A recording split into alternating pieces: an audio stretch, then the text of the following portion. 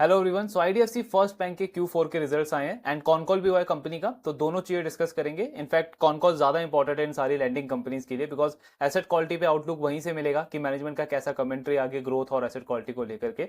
So result से start करते हैं सबसे पहले। तो अगर हम इनका पूरे FY25 का मेन हाईलाइट देखें, डिपॉजिट टर्म्स में 25% की ग्रोथ है एंड इसमें कभी कोई प्रॉब्लम रहा नहीं है आईडीएफसी फर्स्ट बैंक को। और अगर आप क्वालिटी भी देखोगे डिपॉजिट बुक की तो बहुत अच्छी है। रिटेल बुक 26% से ग्रो किया है और कासा डिपॉजिट में 25% की ग्रोथ है। लोन बुक में 20% की ग्रोथ है पूरे FY25 के अंदर। लास्ट ईयर तक ये बैंक जो है वो 25-30% के रेट से अपने लोन बुक को ग्रो करता था एंड इसलिए ये वन ऑफ मेरा फेवरेट बैंक होता था उस टाइम पे। लेकिन गाइडेंस को इन्होंने घटाया नेक्स्ट 5 ईयर के लिए, अराउंड 20% का गाइडेंस दिया और उसी के इन लाइन इन्होंने इस पूरे फाइनेंशियल ईयर में ग्रो किया है। रिटेल रूरल एमएसएमई जो आईडीएफसी का कोर पोर्टफोलियो है उसमें 19% की ग्रोथ है। अब ये मेन बुक के अंदर 19% का ग्रोथ है, लेकिन टोटल लोन बुक 20% से ग्रो किया है। क्यों? बिकॉज जो कॉर्पोरेट लेंडिंग है उसके अंदर बैंक ने थोड़ा सा एग्रेसिवनेस शो किया FY25 के अंदर। जब इनका मर्जर हुआ था उस टाइम पे वो पूरा एनपीए का साइकिल था कॉर्पोरेट होलसेल बुक के अंदर, तो आईडीएफसी उसको अवॉइड करता था।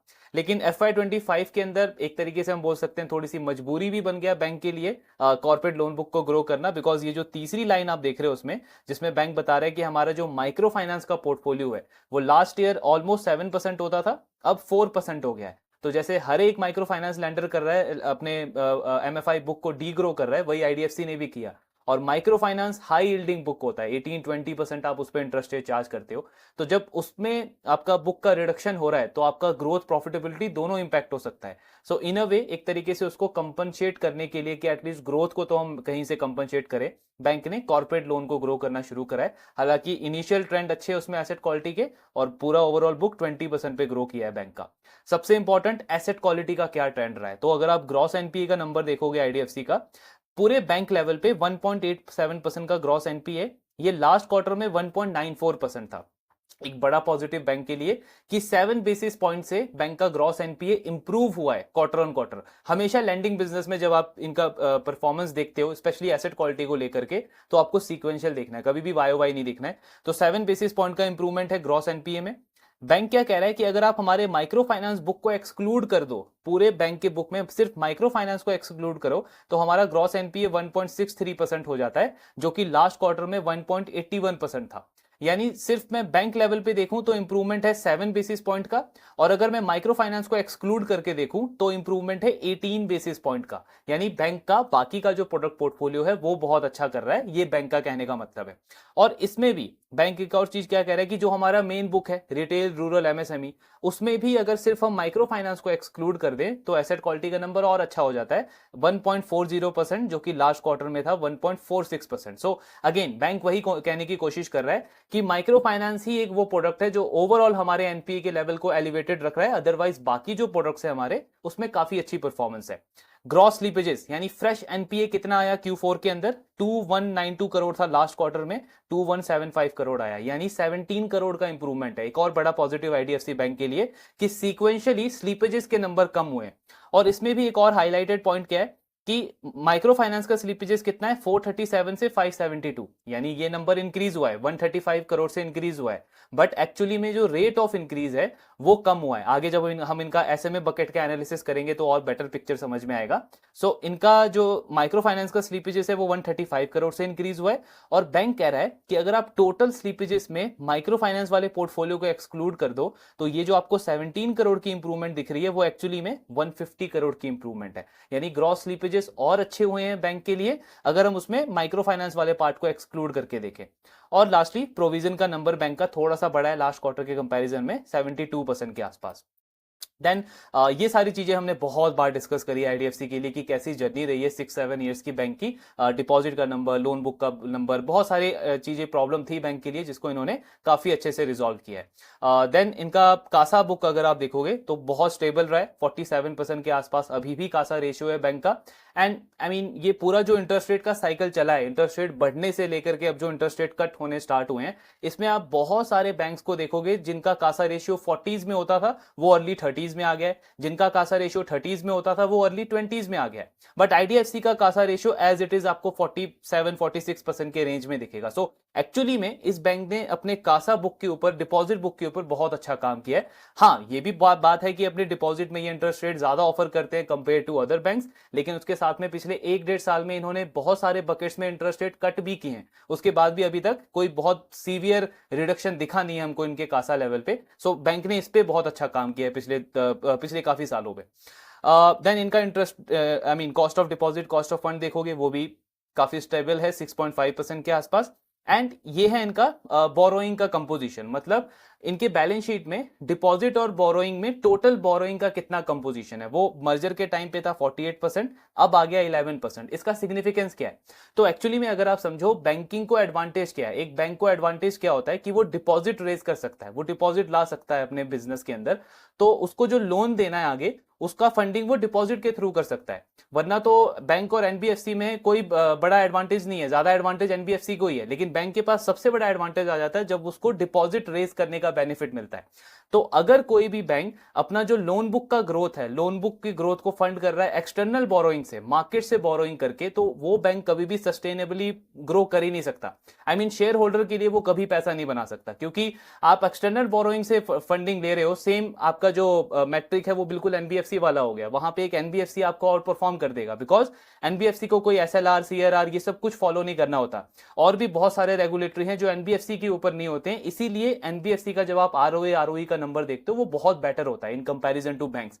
तो आईडीएफसी ने वही किया है, मर्जर के टाइम से अभी तक कंसिस्टेंटली डिपॉजिट बुक को बहुत अच्छा किया है। एंड जो भी फंडिंग है बैंक की आज के टाइम पे लोन बुक के लिए, वो पूरा अपने डिपॉजिट से ये फंड कर रहे हैं। बैंक ने कॉन कॉल में क्या बोला है कि आज के टाइम पे हमारा ये जो बोरोइंग है वो 11% है। आईसीआईसीआई बैंक का जो बोरोइंग का कंपोजिशन है वो 6-7% के रेंज में है। तो ऐसा गाइडेंस नहीं है, लेकिन इंटरनली इनका एस्पिरेशन है कि आगे चल के इस 11% को 6-7% के रेंज में लेके जाएंगे, ईयर आफ्टर ईयर इंप्रूवमेंट होगा।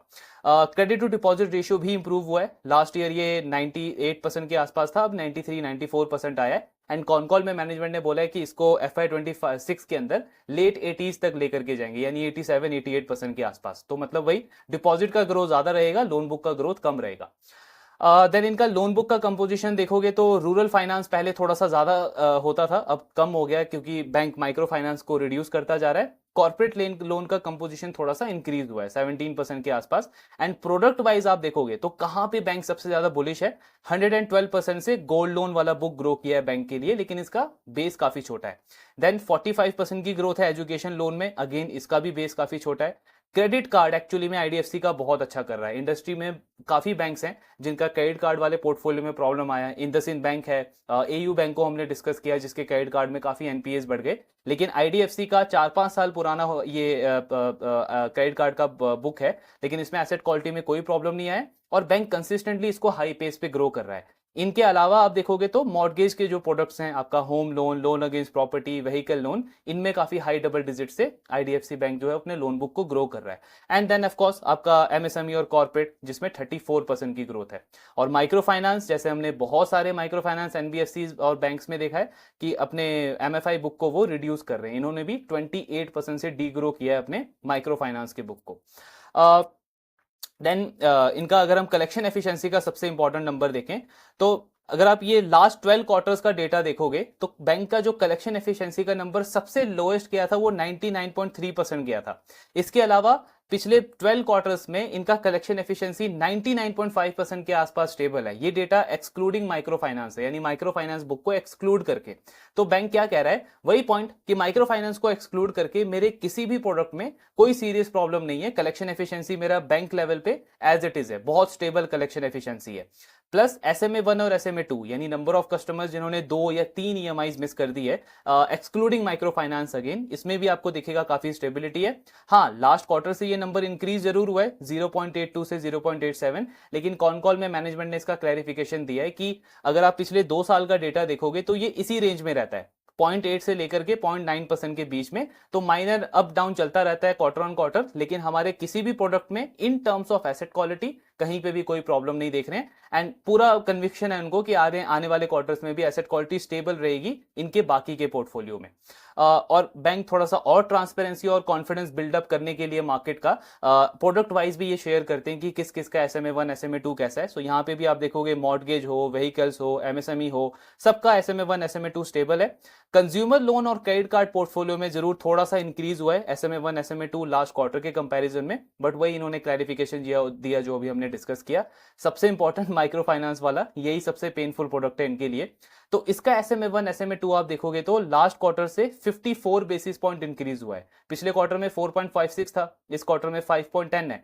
तो दिखने में इंक्रीज है, लेकिन देखना क्या है हमको कि ट्रेंड कैसा है। तो आप देखोगे Q2 से Q3 में ऑलमोस्ट डबल हो गया, 2.5% से 4.5% हो गया इनका SMA1 SMA2, लेकिन इस क्वार्टर में सिर्फ 54 बेसिस पॉइंट बढ़ा है। वही जो हमने स्टार्टिंग में बात किया था कि रेट ऑफ इंक्रीज जो है इनका SMA1 SMA2 का माइक्रो फाइनेंस पोर्टफोलियो का, वो काफी कम हुआ है एंड ये एक काफी बड़ा पॉजिटिव है IDFC के लिए ही नहीं बल्कि पूरी माइक्रो फाइनेंस इंडस्ट्री के लिए, जिसमें हमने वो स्मॉल फाइनेंस बैंक्स को भी डिस्कस किया था उनका फोर्थ क्वार्टर का बिजनेस अपडेट। ऑलमोस्ट सारे बैंकों ने अपना कलेक्शन एफिशिएंसी का नंबर बहुत इंप्रूव दिखाया था फोर्थ क्वार्टर में। सो ये एक इनिशियल इंडिकेटर है कि may be micro finance industry का जो वर्स्ट पार्ट था वो अब जा चुका है, या तो फोर्थ क्वार्टर में या थर्ड क्वार्टर में, एंड यहां से धीरे धीरे थोड़ी सी स्टेबिलिटी आने की चांसेस हैं।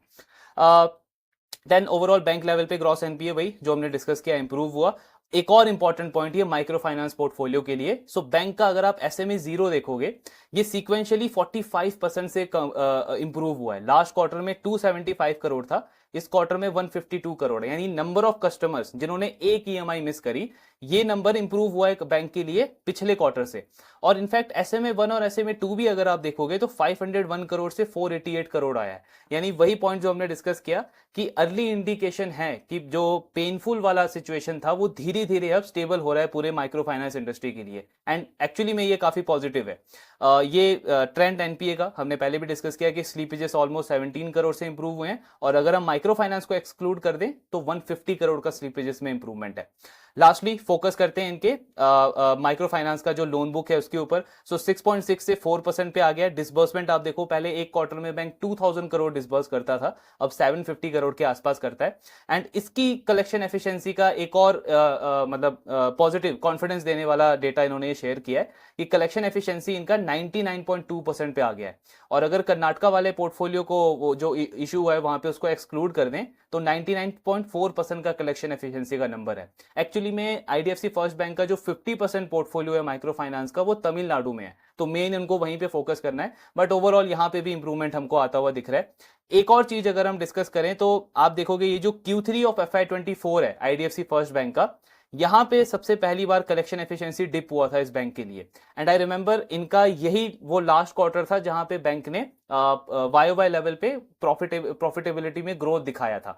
बट इसके कॉन कॉल अगर आप सुनोगे तो मैनेजमेंट ने कहीं पे भी इस चीज को हाईलाइट नहीं किया था कि इनको माइक्रो फाइनेंस में कोई प्रॉब्लम दिख रहा है। अब मे भी इन्होंने अर्ली उस चीज को अर्ली रिकॉग्नाइज नहीं किया या मार्केट में अनाउंस नहीं किया, क्योंकि इस क्वार्टर का कॉन कॉल हमने डिस्कस भी किया था एंड मैनेजमेंट बहुत कॉन्फिडेंस था अपने एसेट क्वालिटी को लेकर के। इनका कहना था कि आने वाले क्वार्टर्स में NPA के नंबर और इंप्रूव दिखेंगे आपको। एंड आई रिमेंबर कि हम NBFC स्पेस से अरमान फाइनेंशियल को ट्रैक करते थे, उनकी मैनेजमेंट ने सबसे पहले इस चीज को हाईलाइट किया था कि सेक्टर में कुछ अननोन रीजन की वजह से डिफॉल्ट रेट बढ़ना स्टार्ट हो गया है। एंड फोर्थ क्वार्टर में उन्होंने खुल के इस चीज को एक्सेप्ट किया कि ओवर लेवरेजिंग एक बड़ा प्रॉब्लम बनता जा रहा है इस इंडस्ट्री के लिए, जहां पे डिफॉल्ट रेट्स बढ़ रहे हैं। सो इस वाले पार्ट पे IDFC फर्स्ट बैंक ने हम एक तरीके से हम बोल सकते हैं कि वो जल्दी अनाउंस नहीं किया या अर्ली रिकॉग्नाइज नहीं किया इस बैंक ने, जिसकी वजह से 2-3 क्वार्टर्स में इनका प्रॉब्लम बढ़ा।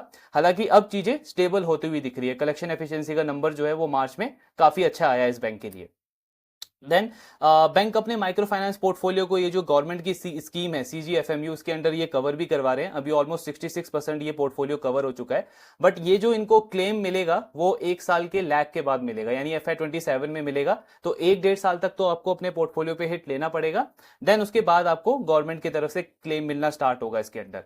अब फोकस करते हैं बैंक की प्रॉफिटेबिलिटी के ऊपर। सो अगर आप इनका पूरे FY25 का प्रॉफिटेबिलिटी देखोगे तो नेट इंटरेस्ट इनकम में 17% का ग्रोथ है, लोन बुक का ग्रोथ आया 20%, नेट इंटरेस्ट इनकम का ग्रोथ है 17%। क्यों? क्या बैंक का कॉस्ट ऑफ डिपॉजिट बढ़ा है? नहीं, सबसे बड़ा प्रॉब्लम है माइक्रो फाइनेंस का पोर्टफोलियो का रिडक्शन। आई मीन जो पोर्टफोलियो आपको 18-20% का यील्ड देता था उसको आप रिड्यूस करते जा रहे हो, तो डेफिनेटली उसका इंपैक्ट आपके नेट इंटरेस्ट इनकम पे पड़ेगा। देन ट्रेडिंग गेन काफी अच्छे हुए हैं बैंक को, और पीपीओपी आप देखोगे उसमें 19% का ग्रोथ है। ये जो पीपीओपी है किसी भी लेंडर के लिए मेन प्रॉफिटेबिलिटी का नंबर ही यही होता है। इसके बाद पैट में क्या नंबर आएगा वो डिसाइड करता है प्रोविजंस का नंबर। तो आईडीएफसी फर्स्ट बैंक का एज वी ऑलरेडी नो कि प्रोविजन इनके हर एक क्वार्टर में बढ़े हैं, इस और पूरे साल में 132% से बैंक का प्रोविजन बढ़ा है, जिसकी वजह से आपको दिखेगा पैट का नंबर पूरे साल में 48% से गिर गया है वाई लेवल पे। ये चीज एक्सपेक्टेड भी थी बिकॉज Q1, Q2, Q3 तीनों क्वार्टर में बैंक का प्रॉफिट जो है वो गिरता गया है वाई लेवल पे, और एज ए रिजल्ट हमको 48% का डिक्लाइन दिख रहा है। स्पेसिफिकली Q4 में क्या नंबर है प्रॉफिटेबिलिटी का, तो आप देखोगे नेट इंटरेस्ट इनकम का ग्रोथ और घट गया है, 10% आ गया है, बिकॉज माइक्रो फाइनेंस अब सिर्फ 4% कॉन्ट्रीब्यूट करता है और पीपीओपी सिर्फ 9% से ग्रो हुआ है। हालांकि एक अच्छी चीज ये है कि ओपेक्स जो है उसमें भी ज्यादा ग्रोथ नहीं है, सिर्फ 12% का ग्रोथ है, तो एक्सपेंसेस को भी कंट्रोल किया है। लेकिन प्रोविजन इस क्वार्टर में भी बैंक के 100% से ज्यादा इंक्रीज हुए हैं, और प्रॉफिट 58% से गिरा है बैंक का फोर्थ क्वार्टर के अंदर। ये कंसेक्यूटिव फिफ्थ क्वार्टर है आईडीएफसी फर्स्ट बैंक का जहां पे इनके प्रॉफिट में वाई लेवल पे नेगेटिव ग्रोथ देखने को मिली है, तो 58% का रिडक्शन है। लास्टली एक स्लाइड अगर हम डिस्कस करें तो बैंक क्या कह रहा है कि अगर आप हमारे माइक्रो फाइनेंस बिजनेस को एक्सक्लूड करके देखोगे तो जो हमारा कोर ऑपरेटिंग प्रॉफिट है उसमें 31% के आसपास की ग्रोथ है पूरे FY25 के अंदर।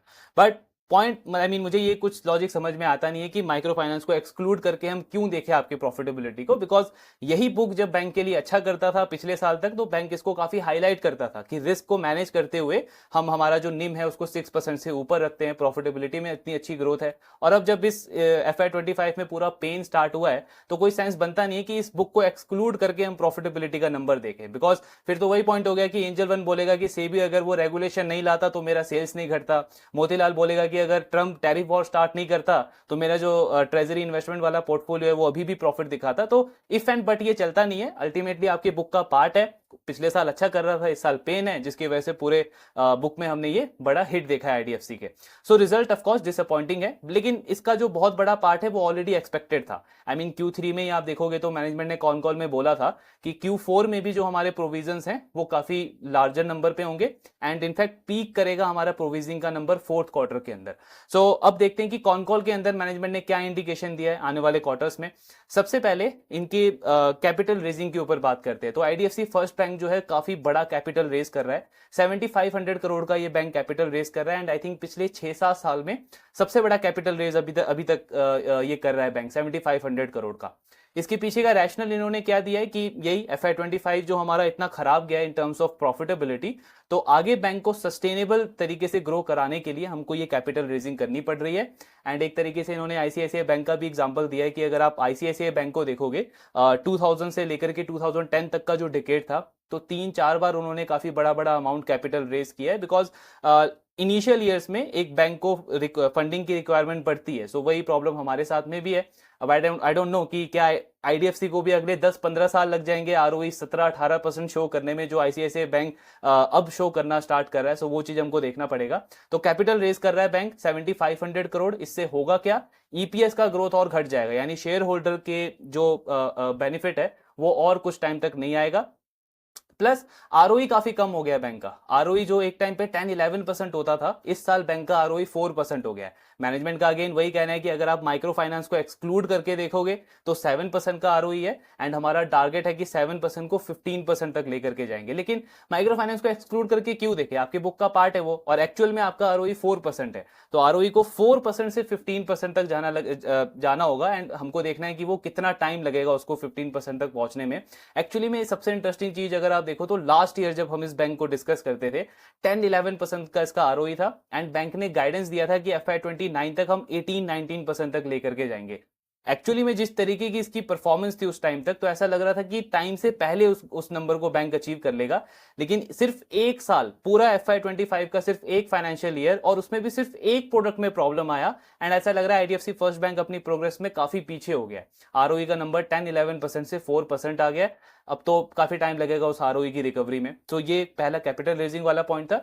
दूसरा जो थोड़ा सा नेगेटिव लगता है इस बैंक के लिए कि कैपिटल रेजिंग तो इन्होंने एग्रेसिव करा है, लेकिन गाइडेंस को इंक्रीज नहीं किया है। बैंक अभी भी काफी कंजर्वेटिव है। इनका कहना है कि 20% का जो हमारा लोन बुक का ग्रोथ का गाइडेंस है उसी के साथ में हम कंटिन्यू है, मतलब कोई एग्रेसिवनेस नहीं है कि लोन बुक के ग्रोथ को और इंक्रीज करने का। आई कैन अंडरस्टैंड कि आपका 2.5 लाख करोड़ का लोन बुक बन चुका है, लेकिन स्टिल बहुत सारे ऐसे एनबीएफसीज हैं जो इससे बड़े बेस के ऊपर हैं और अभी भी 25-30% पे ग्रो कर रहे हैं। बट आईडीएफसी का गाइडेंस है कि ग्रो 20% ही रहेगा, कैपिटल रेज ज्यादा करा है इन्होंने।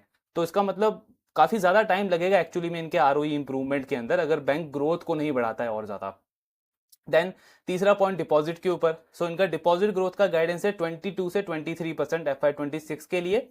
डिपॉजिट में एक और चीज ये बैंक क्या कर रहा है कि इंटरेस्ट रेट इनका कट करने का टारगेट है। सो सबसे पहले जो एफडी होता है, एफडी पे आईडीएफसी फर्स्ट बैंक का कहना है कि हमारा जो इंटरेस्ट रेट है वो 7.9% है और जो बड़े बैंक है वो 7.2 और 7.10% के आसपास ऑफर कर रहे हैं, यानी 70 से 80 बेसिस पॉइंट हम ज्यादा इंटरेस्ट रेट ऑफर कर रहे हैं अपने डिपॉजिटर्स को। तो इमीडिएटली इन्होंने ये गाइडेंस दिया है कि बहुत जल्दी ये रेट कट करेंगे और एफडी का रेट इनका बिल्कुल आ जाएगा लार्जर बैंक्स की तरह 7.2% के आसपास।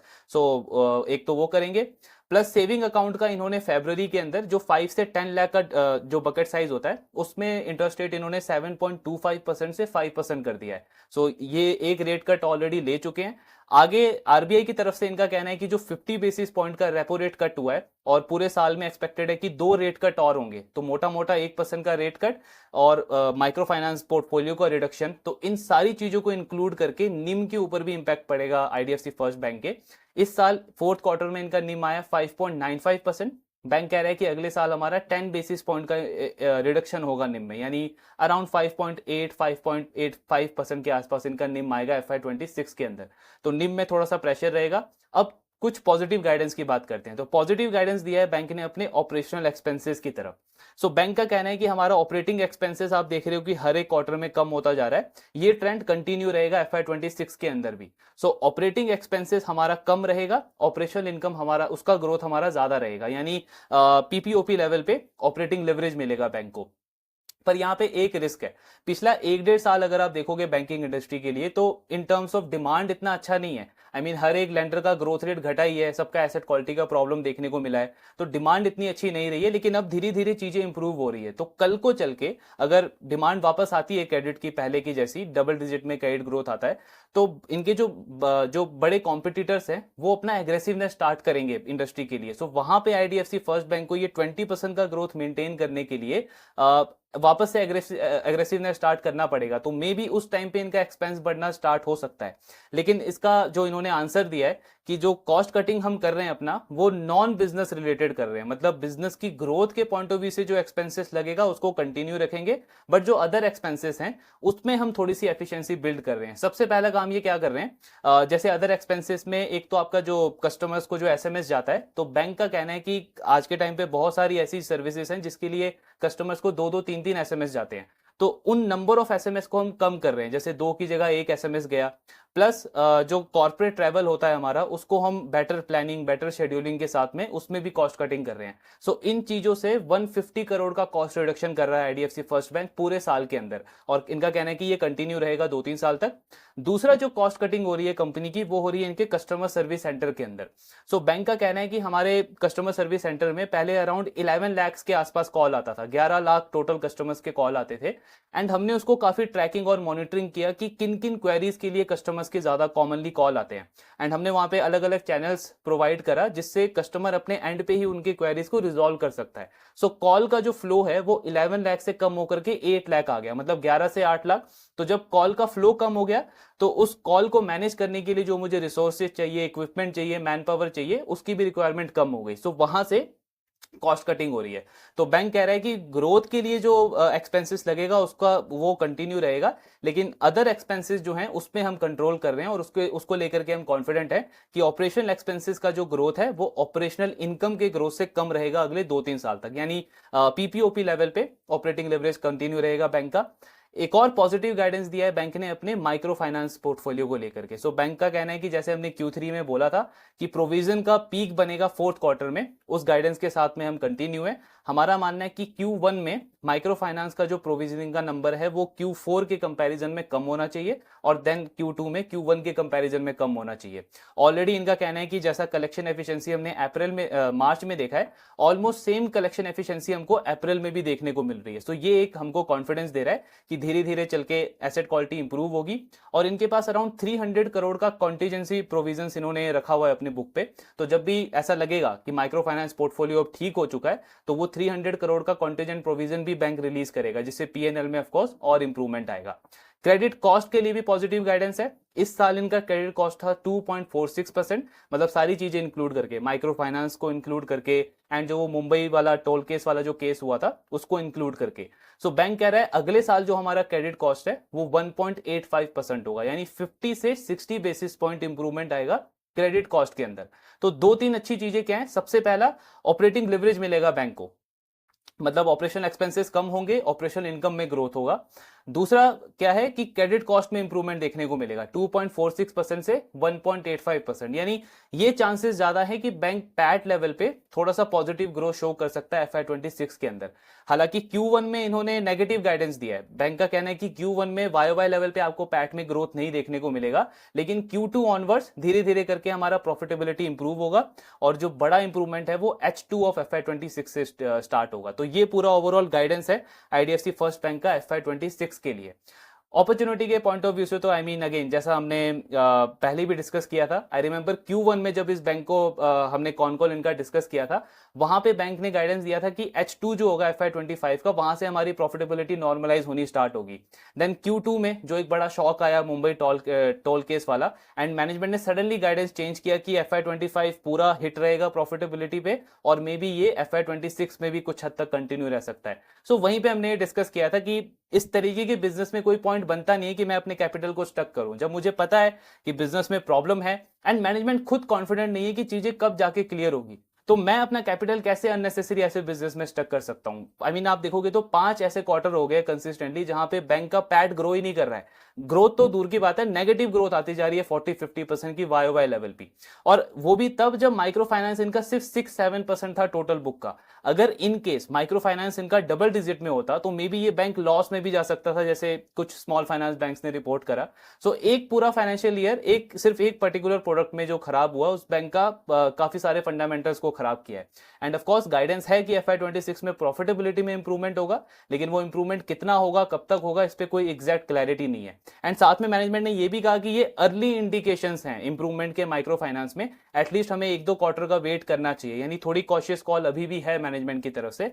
तो ठीक है, चीजें पहले से जरूर इंप्रूव हुई है, मे बी जो वर्स्ट है इनके लिए वो अब जा चुका है एंड यहां से चीजें बेटर होनी चाहिए। लेकिन अगेन कोई EPS ग्रोथ मिलेगा नहीं नियर फ्यूचर में, ROE सिर्फ 4% का है। सो आई फील कि अपॉर्चुनिटी वाइज अगर मुझे प्ले करना ही है तो IDFC फर्स्ट बैंक मेरे लिए इंपॉर्टेंट हो जाता है माइक्रो फाइनेंस को ट्रैक करने के लिए, बिकॉज जैसे इनका डेटा वगैरह आया है कि माइक्रो फाइनेंस में इंप्रूवमेंट है, सो वो एक कॉन्फिडेंस बिल्ड कर रहा है कि जब स्मॉल फाइनेंस बैंक के रिजल्ट आएंगे, माइक्रो फाइनेंस NBFCs के रिजल्ट आएंगे, तो उनको ट्रैक करने में ज्यादा इंटरेस्ट बनेगा, क्योंकि 1-2 क्वार्टर में अगर चीजें ऐसी चली तो कुछ अच्छी अपॉर्चुनिटीज हमको मिल सकती है पूरे माइक्रो फाइनेंस स्पेस से। बाकी ट्रैकिंग इसका कंटिन्यू रखेंगे इसी पर्पस के साथ में। आपके जो भी डाउट्स है शेयर करते रहिए। Thank you very much.